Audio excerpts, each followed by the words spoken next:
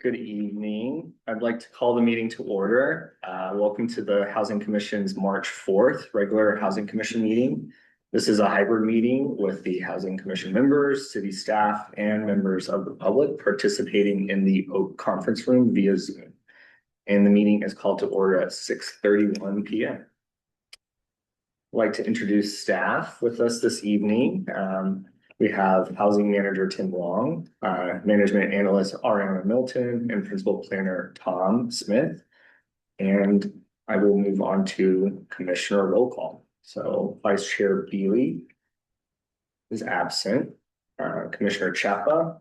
Present. Commissioner Dumont. Here. Commissioner Cranen. Here. Commissioner Orsler. Here over Zoom. And Chair Schweitzer is here, and Commissioner Wong. Yeah. All right. Well, Ariana, will we please provide some instructions to the Housing Commission and members of the public on how this meeting will proceed? Sure. Thank you, Chair Schweitzer and members of the Housing Commission. Welcome everyone to the March 4th regular meeting of the Housing Commission, and thank you for attending. Staff will engage cameras and microphones to make presentations and respond to the members of the Housing Commission. For members of the public who are in attendance and wish to provide public comments on an item on tonight's agenda, after the chair calls for public comments on the item you wish to speak on, please engage the raise hand feature at the bottom of your screen for virtual participants. For those who are calling in from a landline or a cell phone, please press *9. And for those in person, please complete a speaker card and bring it to me directly. That concludes the instructions, and I will turn the meeting to the chair. Thank you. All right, well, moving on to public comment. Under public comment, the public may address the Housing Commission on any subject that's not listed on the agenda. Each speaker may address the Housing Commission once under this public comment period for a limit of 3 minutes. You're not required to provide your name or city of residence, but it is helpful. The Housing Commission cannot act on items not listed on the agenda, and therefore the Housing Commission cannot respond to non-agenda issues brought up under the public comment, other than to provide general information. And with that, I don't see anyone in the room, but do we have anyone online for public comment? No, we do not have any public comments online or in person. All right, well, let's get to some regular business. We're moving on, and under regular business, the Housing Commission receives informational presentations in addition to considering policy matters and administrative actions. And for tonight's meeting, D1 is to approve the Housing Commission meeting minutes for January 7th, 2026. And before we get into discussion here, I'll open it up for public comment. We do not have any public comments online or in person. All right. Well, bringing it back to the commission, are there any items with the meeting minutes that need correction? I can entertain a motion. Motion to approve the minutes, seconded for February, whatever the date was. January.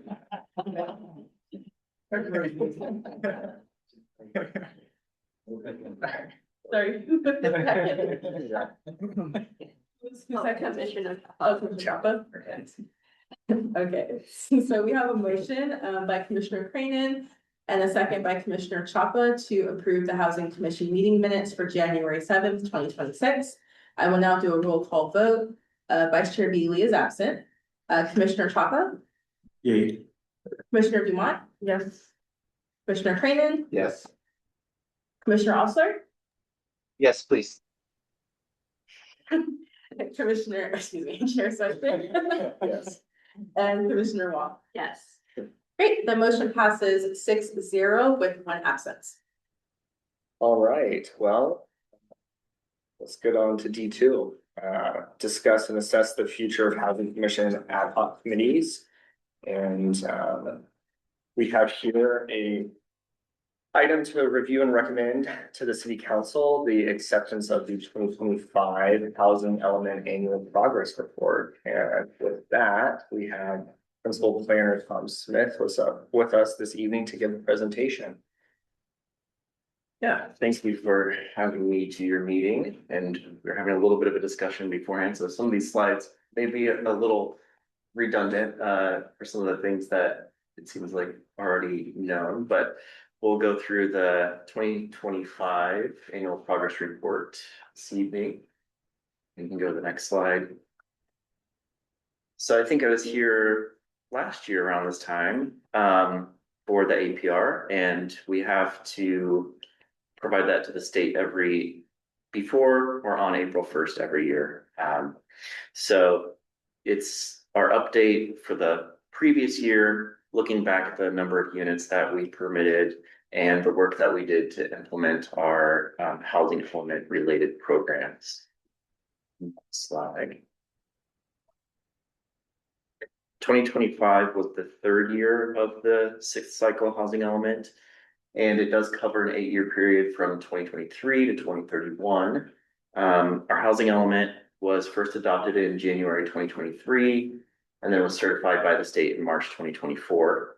And it includes potential housing sites and programs to accommodate our assigned regional housing needs allocation, which we commonly refer to as RHNA.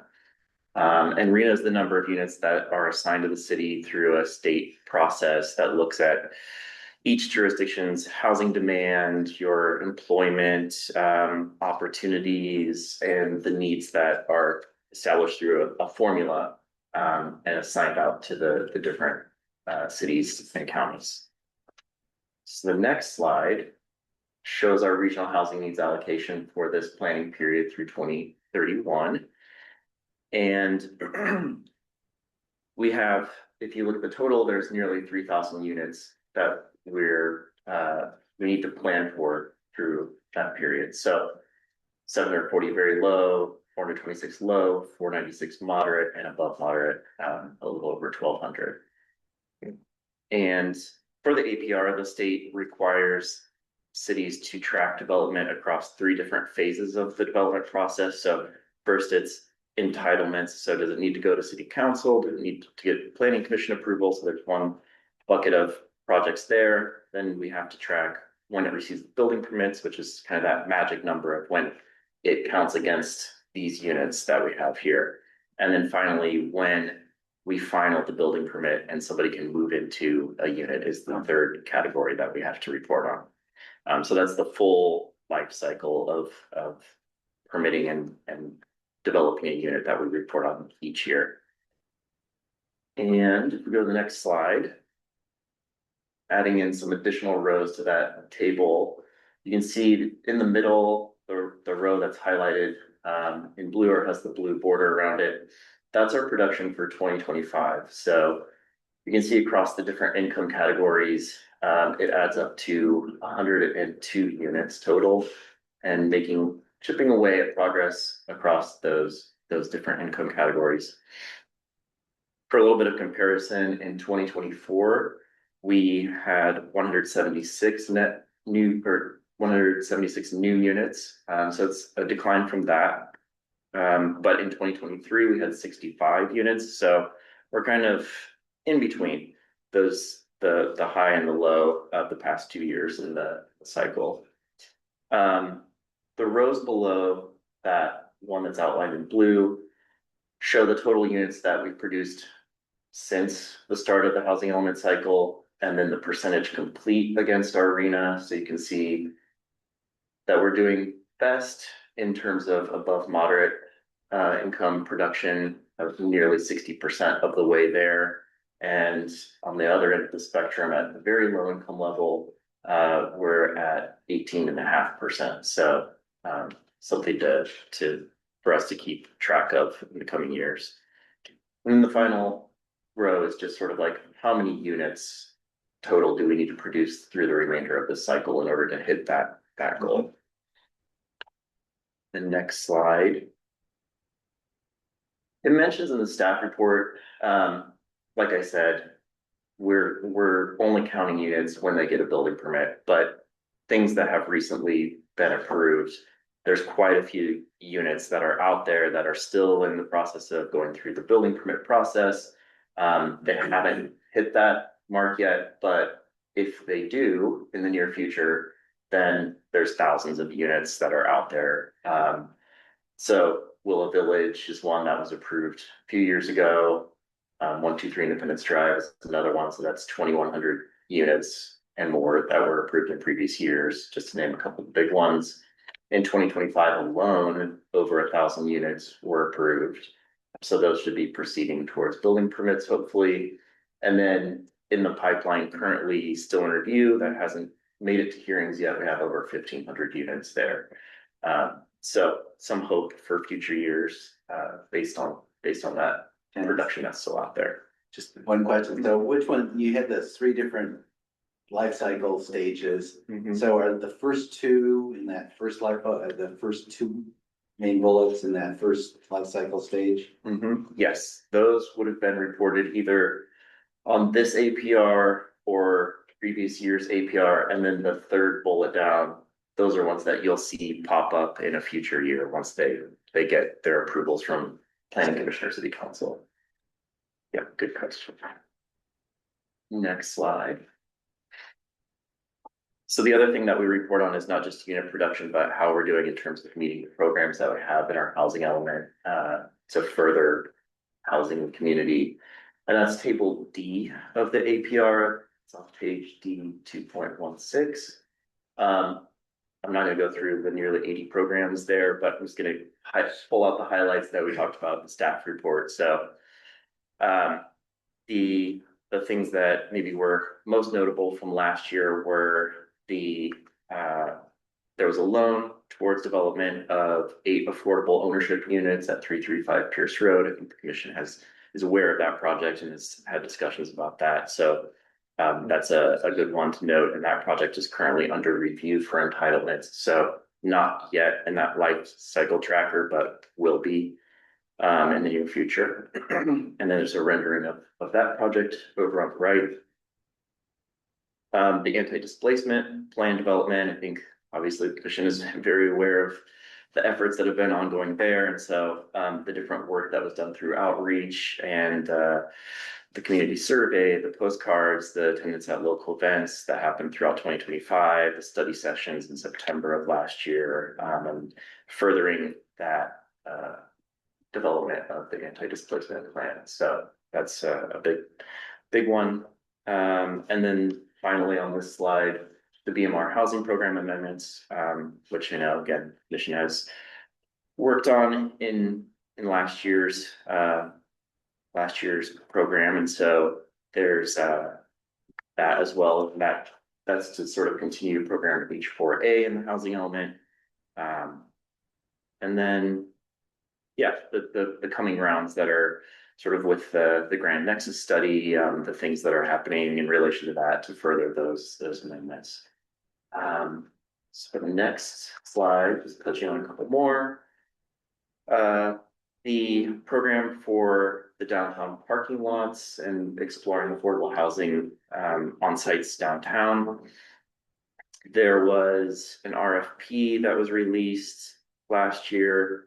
So we got 7 responses to an RFQ earlier, and then we released an RFP and got back 3 proposals. And so this spring, trying to do some more community engagement outreach through a community open house this spring. So we'll keep you posted on the date for that, but continue to proceed with that program. And then finally, program H4U is basically a commitment to work with federal government on some sites and school districts. And so those would be the USGS site at 345 Middlefield Road. That was awarded last year. And early this year, we received an application for a variety of uses to be developed on that site, but that would include 670 housing units, inclusive of 101 BMR units. So that's notable. And then the Oak Gardens project that MidPenn is doing on the VA campus is very far along at this point. And so, it's practically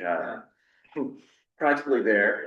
So that's a great milestone as well. And then 320 Sheridan Drive and the work that happened around that related to getting those 88 units approved, so. Next slide, please. In terms of next steps, obviously continuing to implement the variety of housing element programs that we have. Some of the main ones to keep on your radar, ADU ordinance amendments, so getting our ordinance consistent with recent state laws. Things have changed, making it easier and a better process for ADU development, which if you look at the numbers, have been popular throughout the community and add a lot to our production. SB 9, that's the ordinance that allows for lot splits on single family lots, so you can add additional units through that process. We'll be making some amendments to that. Continuing with the anti-displacement efforts, the plan, and then, as I mentioned, continuing the BMR housing program updates to help address some of those programs. And to close out, our recommendation would be to recommend that the city council accept the APR prior to the April 1st deadline. And so our upcoming review schedule for that will be planning commission review on March 23rd, and then the next day going to city council with the APR. And so that is kind of the upcoming milestones there. And with that, I complete my presentation. All right, well, we can open it up for public comment on this item. There's any, So there aren't any public comment online, but, and no public comments in person. all right, well, back to the commission, if there's any clarifying questions or discussion. Clarifying question. As we spoke, it seems like we're running behind, but is it fair to say that it is the city that's determining the tempo and the pace of things because of local considerations? Like you say, there's a lot at stake. Is that fair to see it that way? And once we understand the implications, it's going to snowball. It can pick up pace faster than what we're seeing now. Is that fair? Yeah, I mean, I think it is a little bit of, there's some interplay between the city, what we're doing, our regulations, our processes, and then also, I know in previous years, there have been we hear from developers, difficulty with certain kinds of development, based on market effects. And so there is some interplay between those different forces that are at work. But I think like when I had the slide up about our development that's kind of like in process or items that are out there that have already been approved and are going through the building permit process. I would say it's kind of an interplay between those things, but certainly like we know that there are different elements of our processes of the city that we can continue to improve upon to help increase our housing production as well.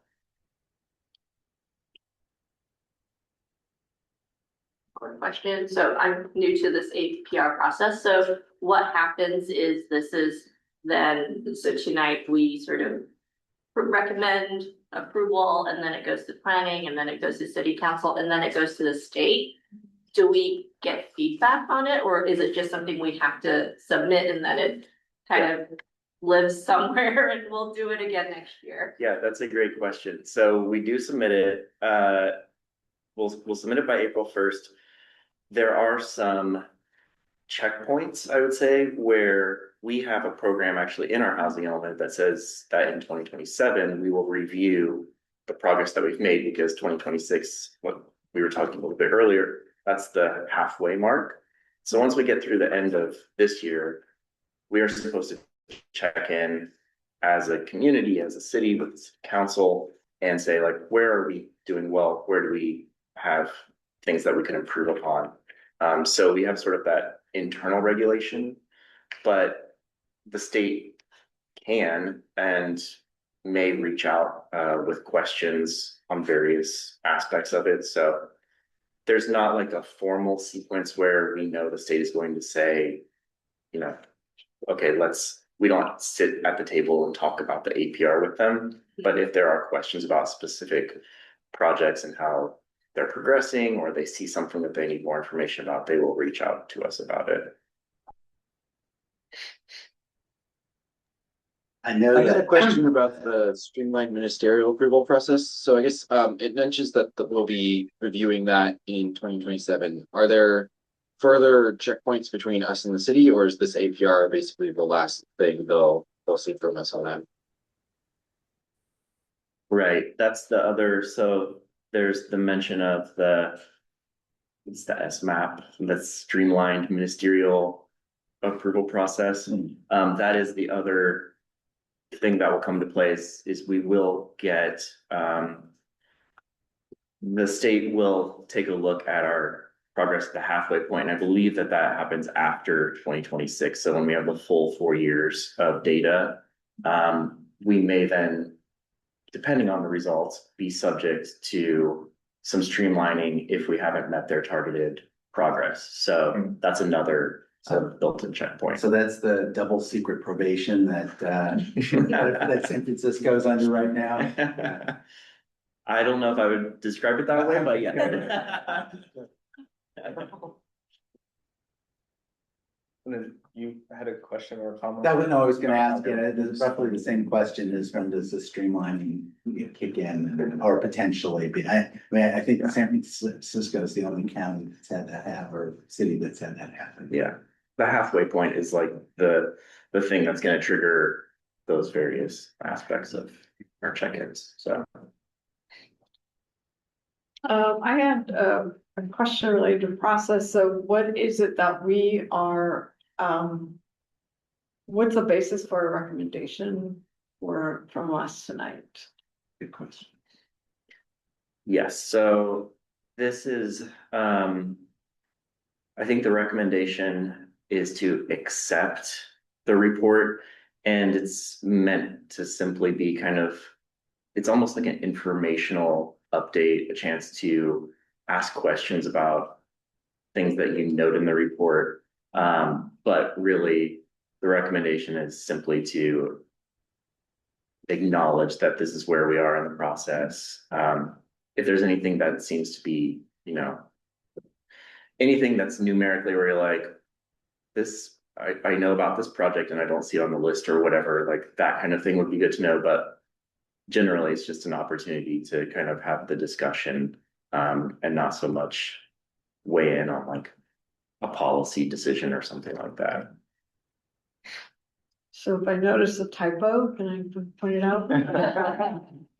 So on page D 2.4, there's a total new housing units for 2025. The number there is 176.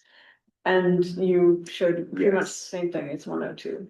And I hadn't, and I missed that when I was looking at all these numbers before, but I just happened to compare it to what I saw. That's a great, I noticed that today when I was putting together, the presentation, I was like, wait, this number's not 176. And then I looked at the staff report and I was like, oh, it says 176. So you're absolutely correct, yes. Luckily in the APR, it has the right numbers, which I went and checked against those and I was like, oh, it is a typo in the staff report. Yeah. And then I guess my other question was, I'm still a little confused about what numbers are reported is, I think what you're saying is entitled versus completed, but I guess I got the impression from reading the report that we were looking at completed. So we track for entitlements. And then building permits are where we get counted towards the. So that's permits right there. Yeah, That's so, a trigger to. yeah, when somebody goes to the building permit counter and we say, you're good to go, you can start construction, that's the point when the unit counts. Okay. That helps. Yeah.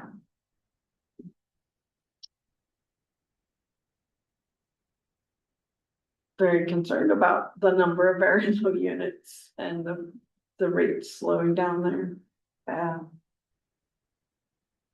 But I mean, to some degree, the whole plan was kind of constructed with downtown filling in a big chunk of that, right? Yeah. and is another question is Willow Place, is there not, there's no permits to drive that. No, Is that the Meta project? yeah. Yeah. So, it's like there's hope, but Well, hope is faded a bit. It's like some of these other ones weren't in the mix when the housing element was done too, right? Some of the. Right, there are projects that were not anticipated during the housing development that have popped up. Mhm.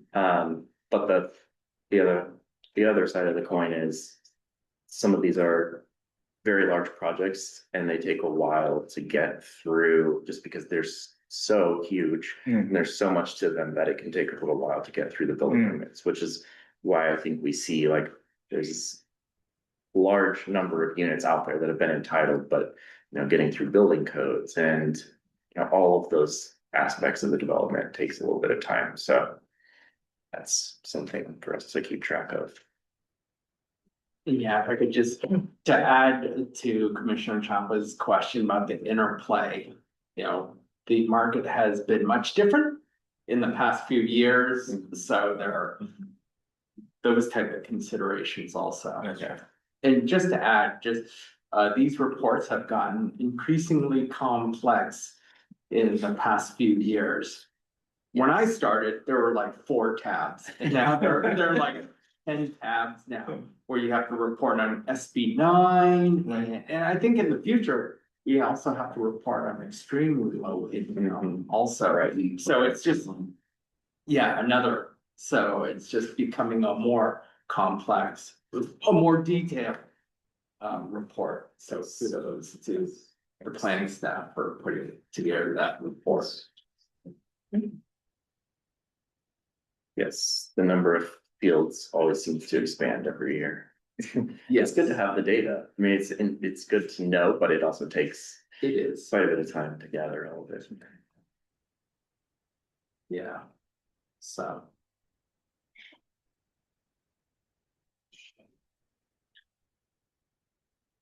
Well, thank you for annual progress report. There's no other clarifying questions or discussion. I myself would like to move that we recommend to City Council to accept the report. I'll second. With correction of the typo. I noticed that there was I've already been putting together the planning commission staff report and I updated it earlier. It was like, that number is off. I'll second. Yeah. So just until you leave the additional. Yeah. What's the type, I don't want to say typo, but what's the number? It's 176 and it should be 102.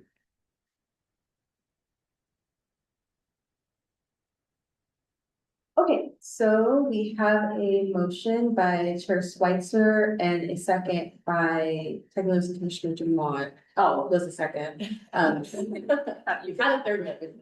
Alright. To recommend that the City Council accept the 2025 housing element annual progress report with the amendment to the recorded number of 176 to 102 in the staff report for the item. I will go ahead and do a roll call vote. Vice Chair Beely is absent. Commissioner Chapa, Yes. Commissioner Dumont, Yes. Commissioner Cranen, Yes. Commissioner Osler, Yes. and Chair Switzer, Yes. and Commissioner Walton, yes. Okay, great. The motion passes 6-0 with 1 absence. Thank you for your presentation. Thank you. Thank you. I'll see you again this time next year. Till then. All right, well, that concludes our regular business. So moving on to reports and announcements. Are there any individual commissioner updates anyone would like to share?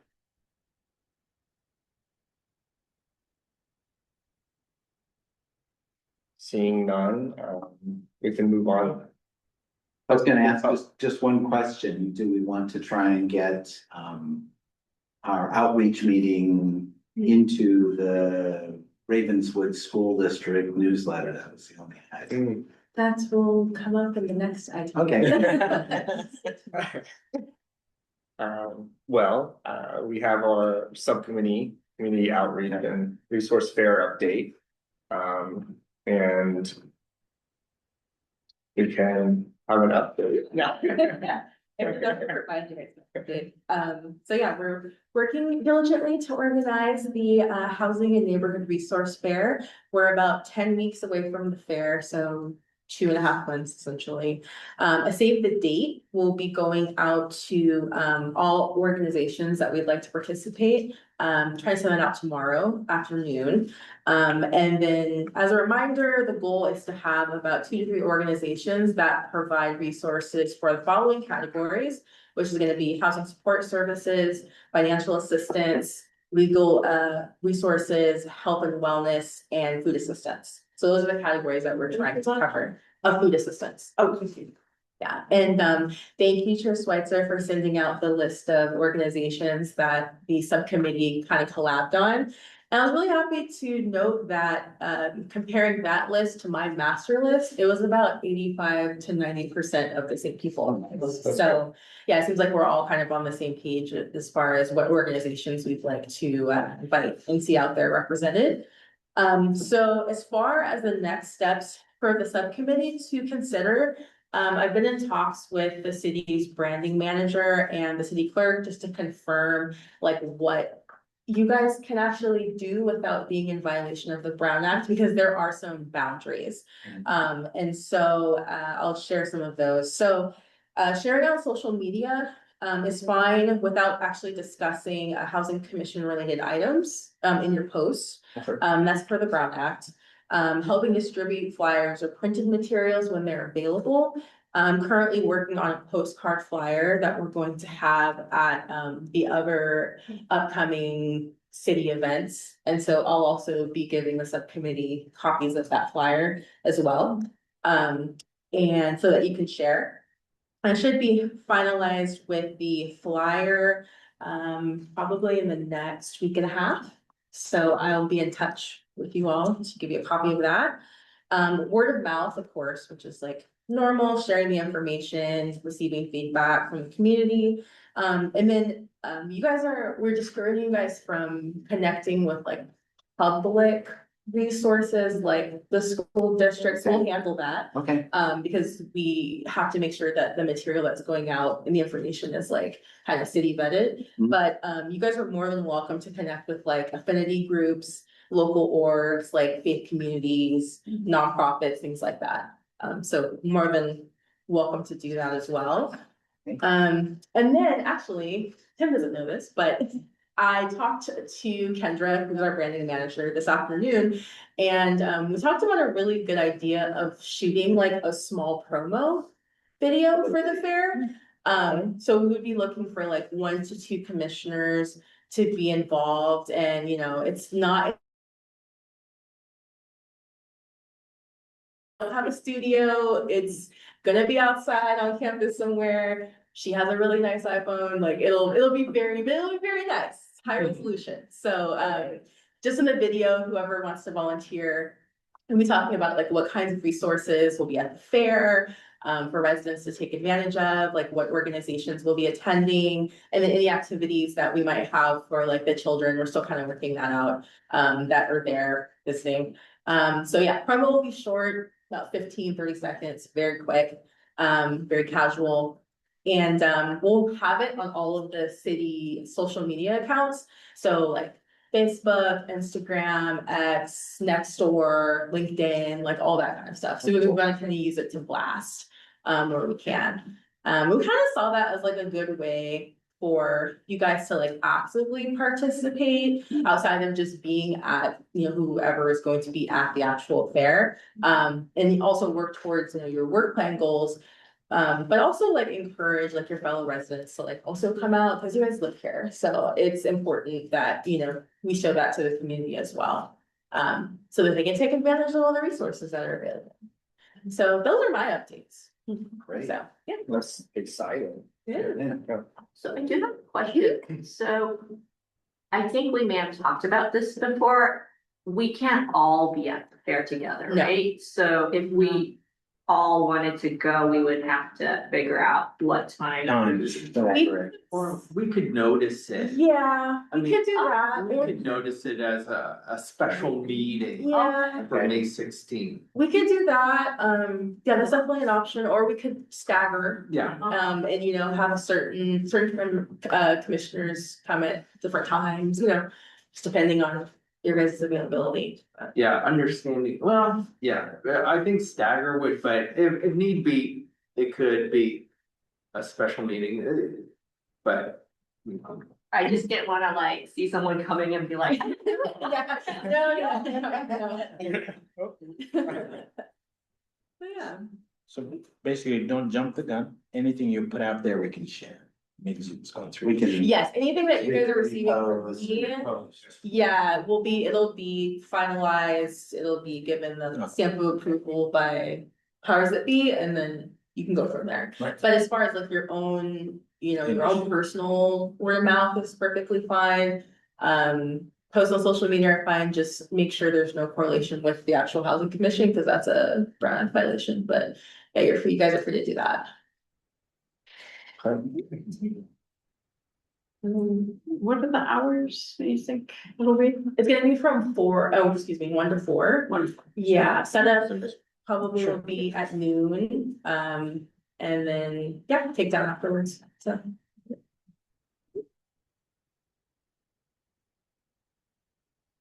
Well, that's exciting. I mean, Yeah. talk about engagement. I mean, Yeah. Yeah. I definitely would have an interest in volunteering Mhm. for that. So, Seeing if there's any other commissioners who might wanna. Yes. and you guys have time, Yeah. yeah, exactly. Oh, that was the video. I thought you like, I was up there. Yeah. Oh, that. Yeah. That sounds good. Yeah. Yeah, as far as the video goes, and if anyone's on the fence about it, that's perfectly fine, because we're not trying to shoot until like April, because it'll be very quick to edit and do all of that. So we want to give enough time to get it out for everyone.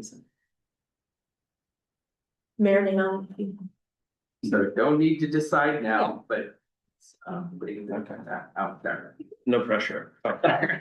Yeah, like Oxford, not. All right. Well, are there any other staff updates or? Just folding future agenda, anti-displacement plan. Is very close. Don't want to give any dates because it has been, but it's very close. Okay. So that'll be a future agenda item. A future BMR agreement will be for your consideration. That's coming forward. And in regards to staff update, just want the commission to know that the council priority setting will be Saturday, March 21st. Mhm. I think it's 10 to 2, right? Yeah. 10 to 2, so want you to be aware of that. So those are the updates that staff has. Our February meeting was gonna be in Bellhaven. Do we have any plans to reschedule? A meeting there? Yes, so. Like Tim said, I'm not saying that the ADS plan will go next month, but as we're Whenever hoping, we schedule. Yes. the- whenever we have it, it will be at the Bellhaven Yes. campus. Oh, sorry. Yes, anti-displacement Sorry, plan yes. for- Yes, Yes, and whenever the item comes up, Great, okay, yes. gotcha. it will be at Bellhaven. Perfect. That is correct. So that'll be double satisfying the Mhm. work plan Yes. goal of having multiple meetings at Bellhaven, so. Are there any other maybe recommendations for future agenda items from the commissioners? If there's anything you all would like to discuss perhaps?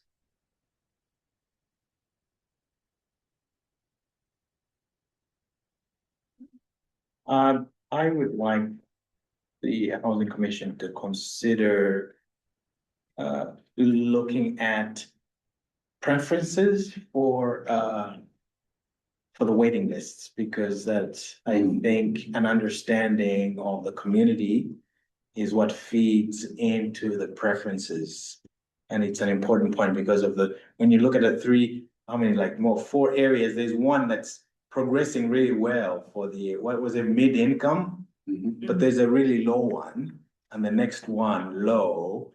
I think we need to gain an understanding of what influences those and how their preferences. Does each project have its own?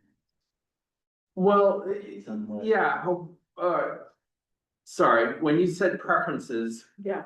my mind went somewhere else. Okay, It's so that's affordable part, yeah. But you're saying, so it sounds like you would like to talk about setting priorities for greater production of different income levels. Like you said, only, I think 19% of very low income units versus low income units versus moderate.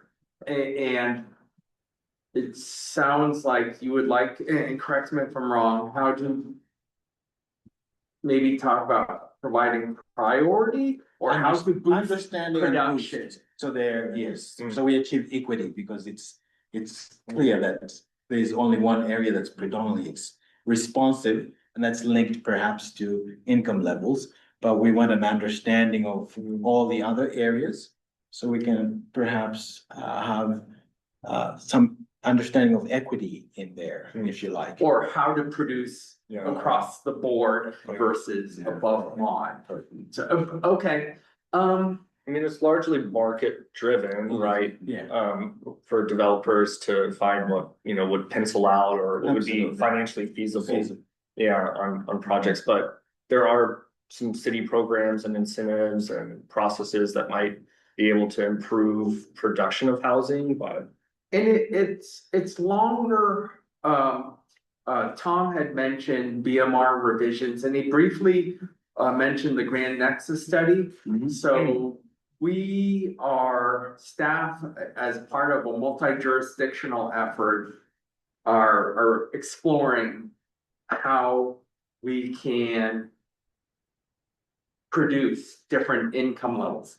Yes, right now, the BMR guidelines say 15% for rental, 20 units or more, rental at low income. And so some of the things we're looking at are, right now it's low income at 80% AMI, but can we tweak it to say target 40% AMI? Or what's the equivalent of 15% at 80? What's the equivalent at 40% AMI? Is it like 3%? I'm just throwing out these numbers, but the Nexus study will look at development costs and then see how the city can move the levers a little. Maybe a lower, a more affordable AMI like 65, but then that percentage, inclusionary percentage, can it stay at 15%? Or does that need to be adjusted also? Understanding targeting deeper affordability, but lower production numbers, if you will. So that's definitely part of the Grand Nexus study. That certainly, the council has talked about that. That's certainly one of the things we'll be looking at as part of that study. But I mean, that's city, but then the state has its own knobs and dials on that one too, right? For bonus density and all that kind of other. Yeah, density bonus is, yes, Yeah. they try to, if you provide a smaller percentage of very low income. You know, you get a greater percentage, Yeah. We can have an offline discussion, density bonus, when it comes to that, yeah, it's. Yeah. Yes, but true. So they have another set of knobs for adjusting, you know. For giving- density giving bonus, depth- maybe, yeah, but, we will certainly look at what the city can do in our own BMR program. To get, greater affordability, if you will, like, you know, deeper affordability for, the city's BMR units as part of its requirement. Yeah. Thank you. And I think it's in the same breath. I just had one question that I've not been able to. And that is, I may be wrong, but it's possible for companies to choose to build a whole construction as a market rate and build the 10% in a different location. Does Menlo Park have to build everything in Menlo Park?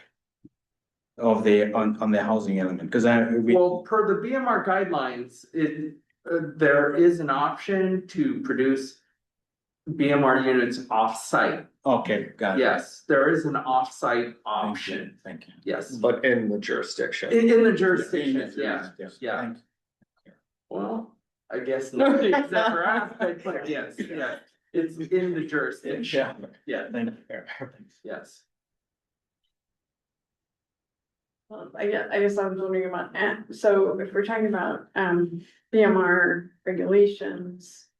What you were saying, what I heard was, from Tom as well, is that, we're waiting for the Grand Nexus study, which isn't going to be completed until probably to the end of this year.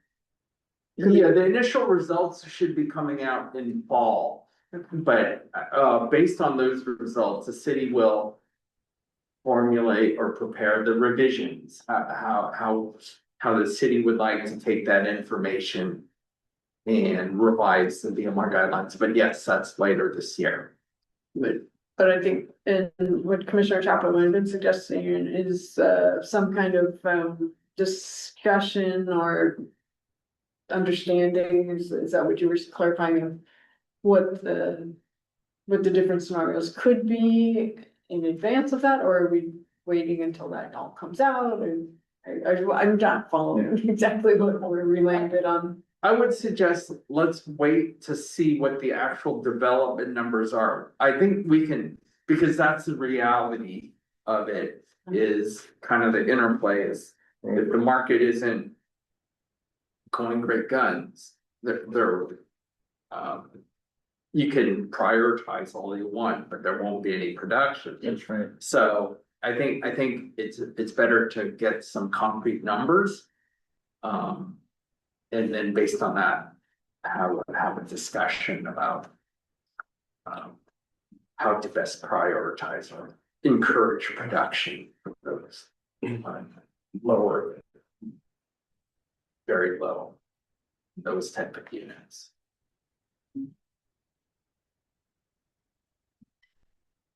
All exciting stuff. Well,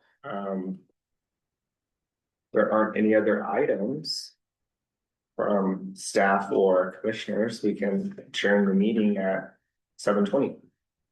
Great. Thank you. Thank you, Commissioner Osler. Thanks, have a great vacation. What is it? It's noon time there now? It's like happy hour? Yeah. Anyways, enjoy. Noontime is happy.